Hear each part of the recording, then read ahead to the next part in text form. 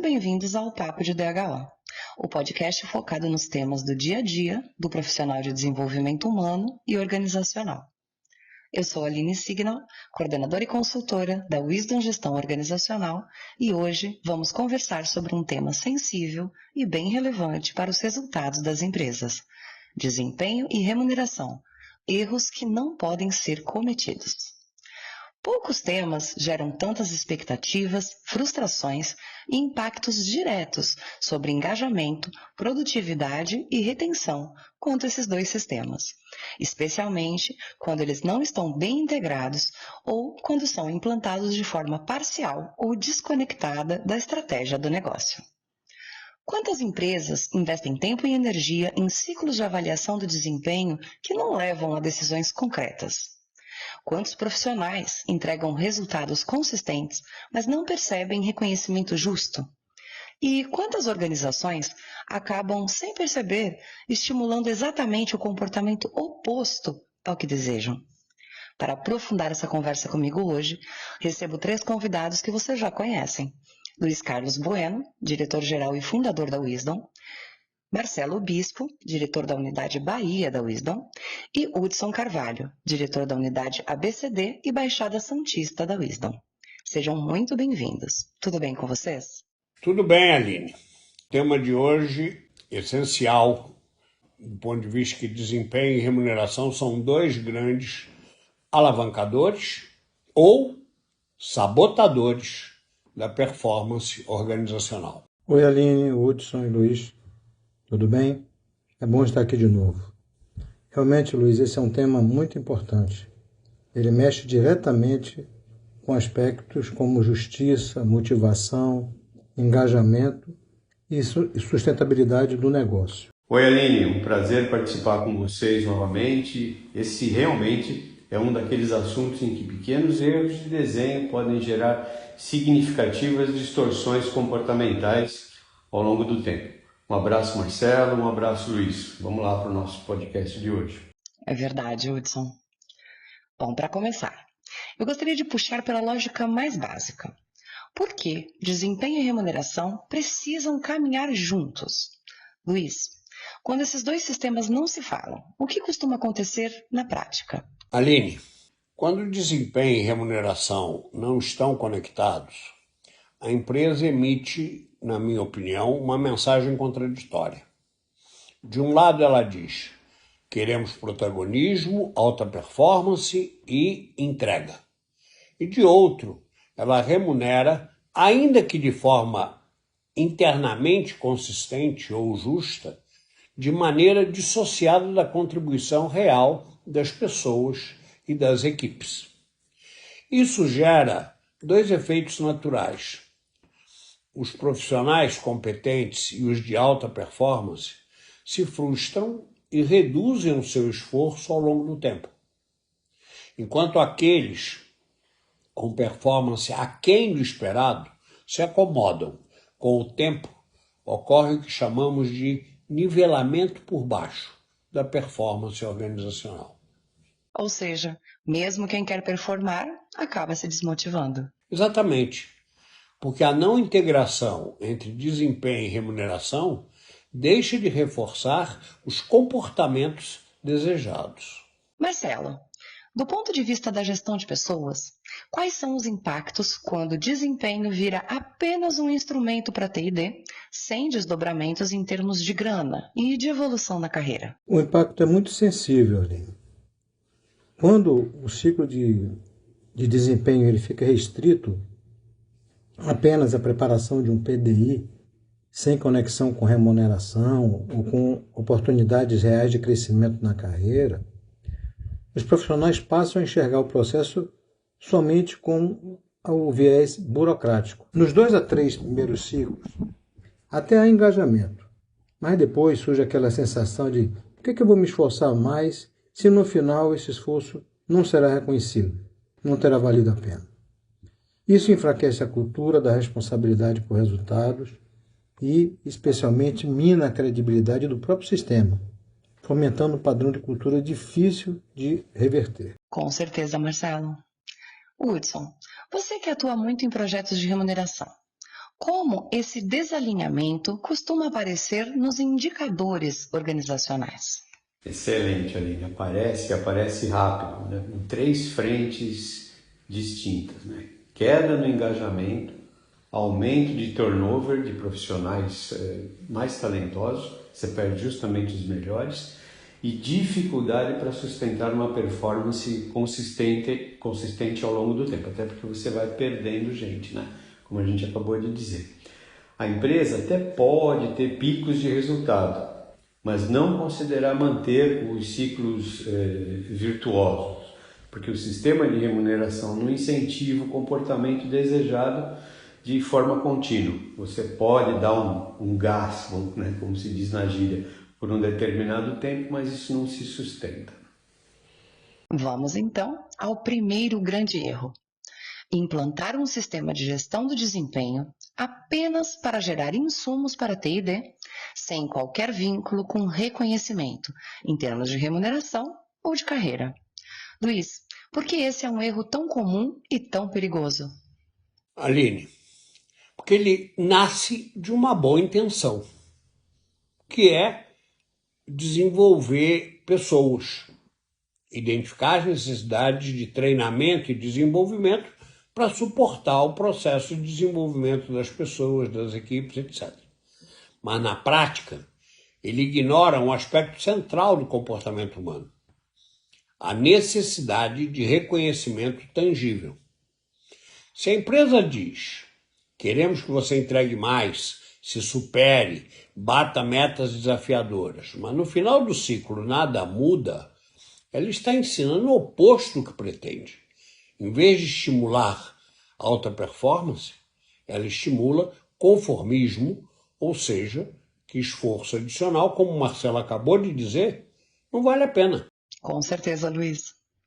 Marcelo, como equilibrar desenvolvimento e reconhecimento sem permitir que essa combinação fomente um ambiente interno competitivo em excesso, ou seja, que favoreça o cada um por si e Deus por todos? Pois é. O segredo mesmo é entender que desenvolvimento e reconhecimento, eles são complementares, eles não são opostos. Na realidade, um bom sistema de desempenho deve atender a 3 objetivos simultâneos, que são: primeiro, proporcionar o feedback estruturado e orientar o desenvolvimento. O segundo, reconhecer os desempenhos coletivos e individuais diferenciados. E o terceiro, suportar decisões justas e consistentes em termos de remuneração, carreira e sucessão. Quando só o primeiro desses objetivos é atendido, o sistema perde robustez. Quando só os 2 últimos são contemplados, ele tampouco cumpre seu papel. Ou seja, o equilíbrio é o que sustenta tanto o engajamento quanto os resultados. Hudson, do ponto de vista da gestão da remuneração, como isso se traduz na prática? Aline, na prática, significa que a empresa precisa ter coragem, né? Para começar. Então já não começou fácil. Coragem para diferenciar de forma responsável, transparente e consistente um ciclo do outro. Não se trata de punir, né, quem performa a menos, na verdade, mas de reconhecer de forma clara quem agrega mais valor aos resultados do negócio. Quando isso não ocorre, o sistema todo perde credibilidade e vira apenas um ritual corporativo, né? O famoso para inglês ver, né? Vamos agora então para o segundo erro: não considerar a tipologia dos papéis na ponderação entre metas e competências comportamentais. Luiz, explica pra gente o que é tipologia e por que ela é tão importante. Bora lá, Lili. Que a ênfase na busca por resultados desenvolvida pelo ocupante de um cargo guarda estreita correlação com a natureza desse cargo inserida na realidade organizacional da empresa. A ênfase dos cargos de linha ou que integram a cadeia de valor da empresa, como vendas e produção, por exemplo, é gerar resultados e, neste caso, o peso relativo do pilar metas deve ser superior àquele do pilar competências comportamentais. Falando agora dos cargos de staff. A ênfase dos cargos de staff, ou seja, aqueles focados em dar suporte técnico ou administrativo à cadeia de valor, exemplos, DHO, controladoria, jurídico, é solucionar problemas. Ou seja, eles tendem a equilibrar o peso relativo do pilar metas com aquele do pilar competências comportamentais. Não precisa ser exatamente igual, o mesmo peso percentual, mas que sejam próximos. Também existem os cargos híbridos. Na realidade, existiria até os cargos voltados para pesquisa pura ou pesquisa aplicada, mas como eles são mais raros, não vou gastar tempo nisso. Também existem os cargos híbridos, ou seja, aqueles que, em determinados momentos, estão focados em resultados, com aqueles momentos em que eles estão focados em solucionar problemas. Um exemplo clássico de cargo híbrido é a área de manutenção. Quando ela está focada na manutenção corretiva, seu foco é gerar resultados o mais rápido possível. Por quê? Para ter menos horas paradas de produção.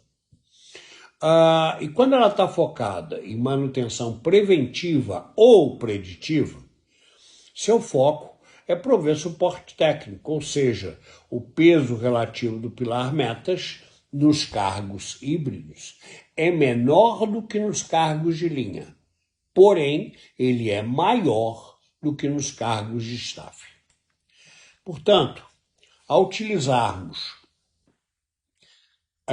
quando o sistema de desempenho utiliza o mesmo peso ou a mesma ponderação para metas e competências para todos os cargos, nós vamos terminar criando uma injustiça estrutural no sistema de gestão de desempenho. E Marcelo, como isso costuma aparecer no dia a dia das empresas? Com muita clareza, né? E a partir até do que o Luiz falou sobre as tipologias, a gente identifica que os profissionais cujos cargos integram a cadeia de valor, complementando aí a fala do Luiz, para cumprir as suas metas, eles estão basicamente sujeitos às variáveis do ambiente externo à empresa, portanto, mais difíceis de serem gerenciados e controlados. E isso representa um desafio adicional a ser superado por eles. Já os profissionais, ocupando cargos de suporte técnico, administrativo, a cadeia de valor, ao que estão basicamente sujeitos, eles estão basicamente sujeitos às variáveis do ambiente interno à empresa. Se eles foram organizados e focados, terão chances maiores de atingir as metas atribuídas a eles.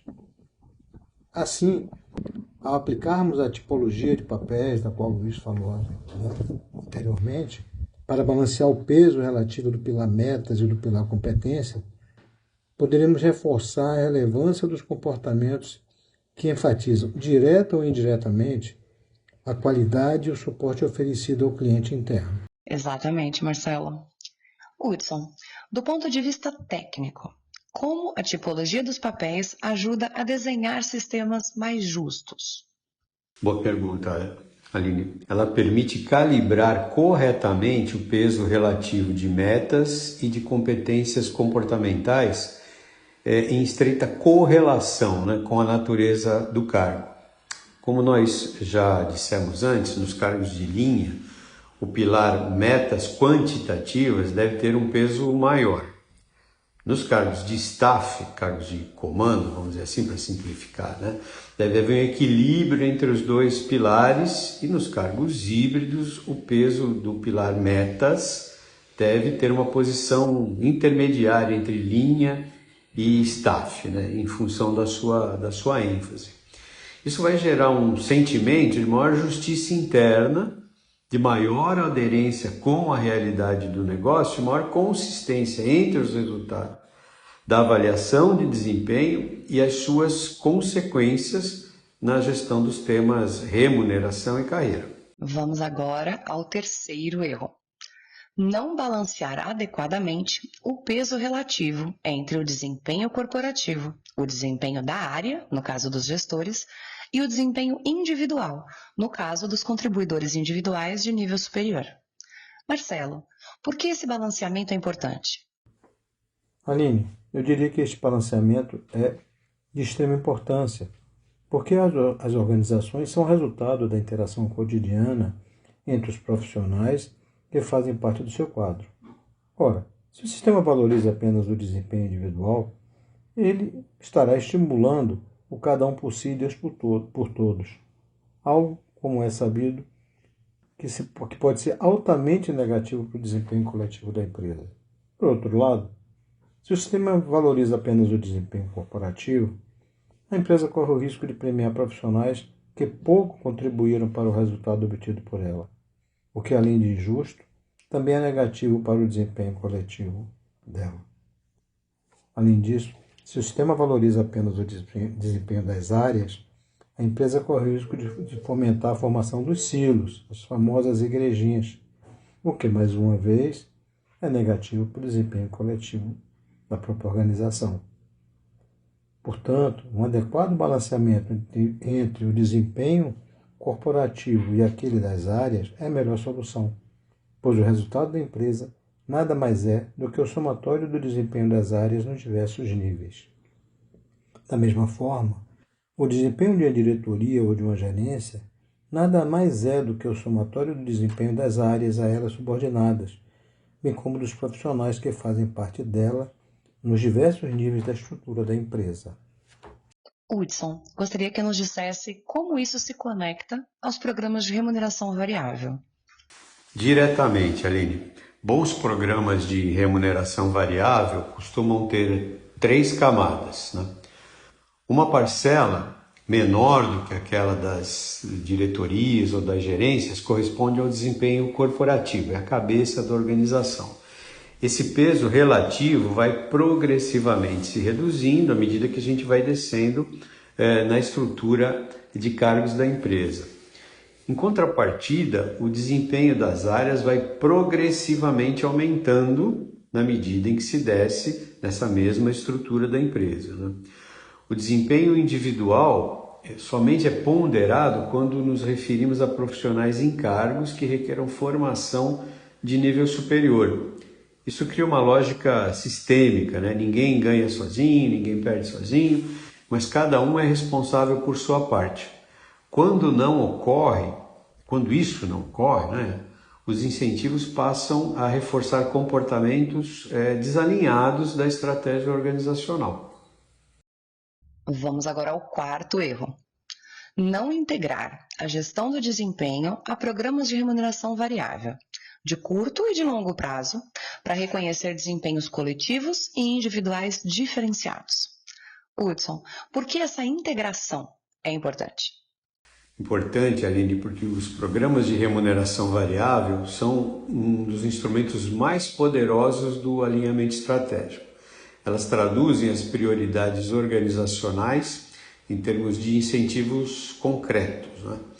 Quando desempenho e remuneração variável não se conversam, a empresa perde a enorme chance de ampliar o foco dos esforços de sua equipe, tanto nos comportamentos quanto nos resultados que quer alcançar. A coisa fica descompassada. Além disso, uma mensagem a empresa passa uma mensagem contraditória. Eu avalio você por critério, mas remunero por outro. Percebe? Uma coisa não conversa com a outra. Com certeza, Hudson. Luiz, na sua experiência, o que diferencia empresas que usam bem os programas de remuneração variável daquelas que os usam de forma inadequada? Vamos lá, Aline. As que os usam bem têm 3 características. Ou seja, os seus programas de gestão de desempenho têm 3 características básicas. A primeira é clareza estratégica. Elas sabem exatamente o que querem incentivar, até porque as metas guardam estreita correlação com o planejamento estratégico organizacional, que foi o primeiro episódio da nossa série de podcasts. O O segundo é simplicidade. Os critérios são claros e compreensíveis para todos os profissionais em todos os níveis. O terceiro é consistência. Desempenho, avaliação e reconhecimento estão adequadamente interconectados. Por outro lado, as empresas que os usam de forma inadequada acabam implementando sistemas complexos, às vezes pouco transparentes e desconectados do que realmente importa para o negócio. E aí o efeito emocional, motivacional se perde. Exatamente.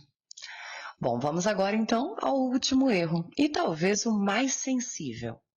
Não usar o resultado da gestão do desempenho para orientar decisões sobre remuneração fixa, tais como ações de enquadramento na faixa, mérito, promoção e retenção de talentos.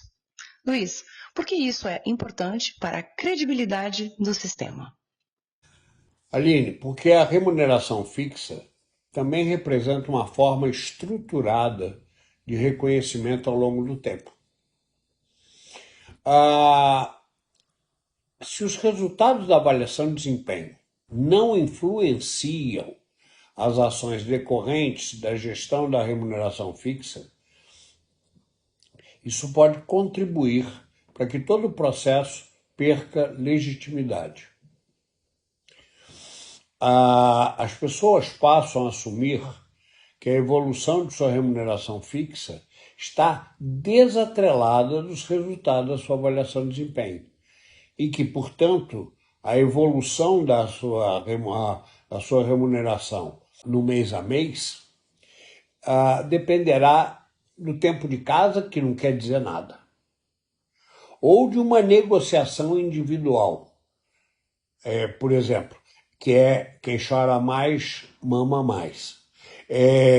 O que é ruim para todas as partes envolvidas. Agora, se eu aproveitar o resultado da avaliação de desempenho para me gerar inputs para a correção da remuneração fixa, para a evolução da remuneração ao longo da faixa de remuneração, isso vai ficar muito mais consistente e mais perceptível.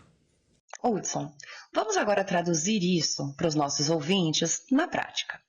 Como o desempenho deveria orientar as ações focadas na gestão da remuneração fixa? Vamos lá. Basicamente em 4 frentes, né?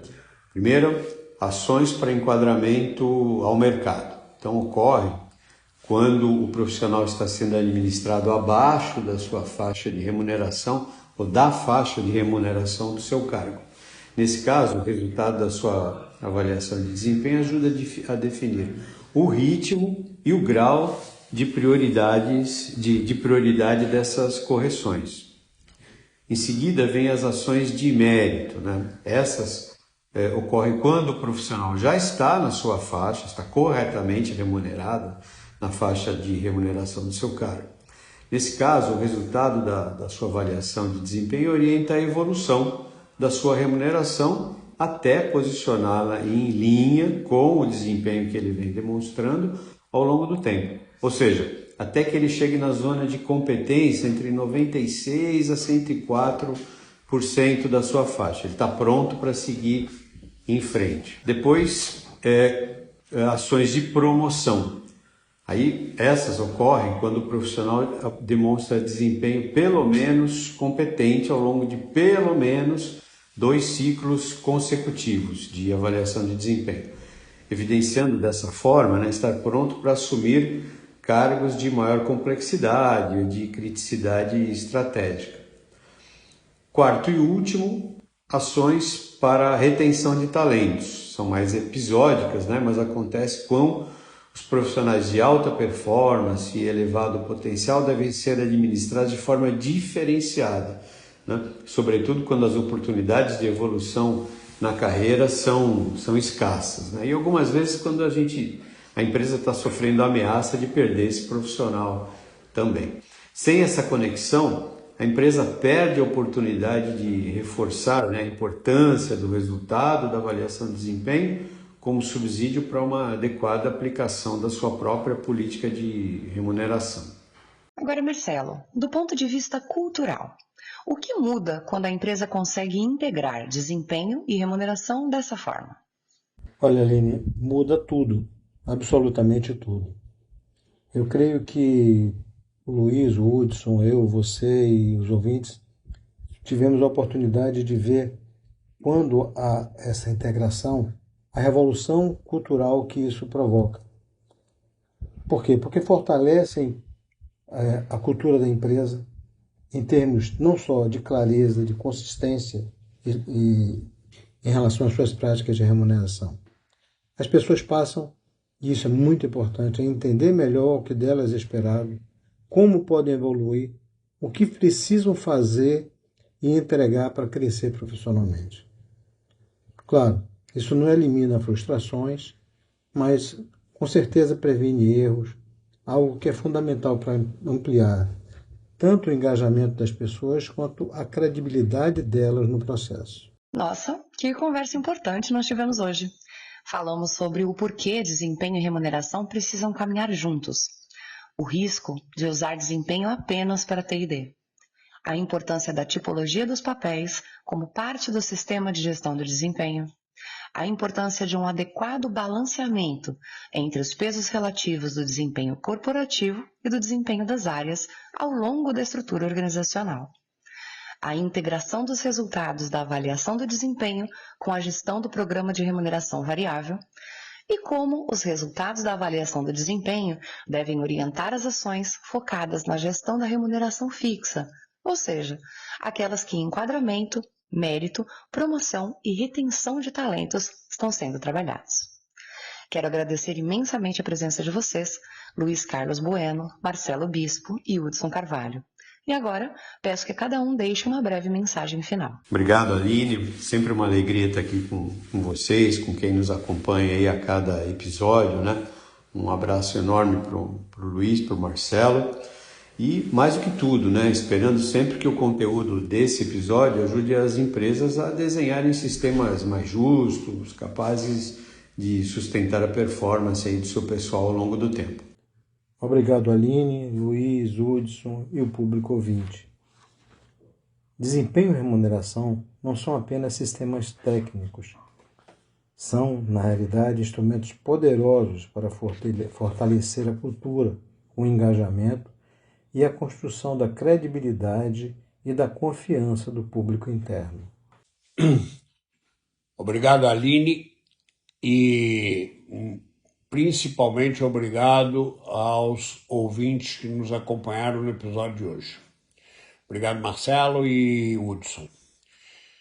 Minha mensagem é a seguinte: organizações sustentáveis são aquelas que conseguem alinhar estratégia, desempenho, desenvolvimento de pessoas e reconhecimento de uma forma consistente. Gostaria também de agradecer a você que nos acompanhou até aqui. Esse foi mais um episódio do nosso Papo de DHO. Quer saber mais sobre os nossos programas e serviços, incluindo o Sistema de Gestão do Desempenho e o Sistema de Gestão da Remuneração?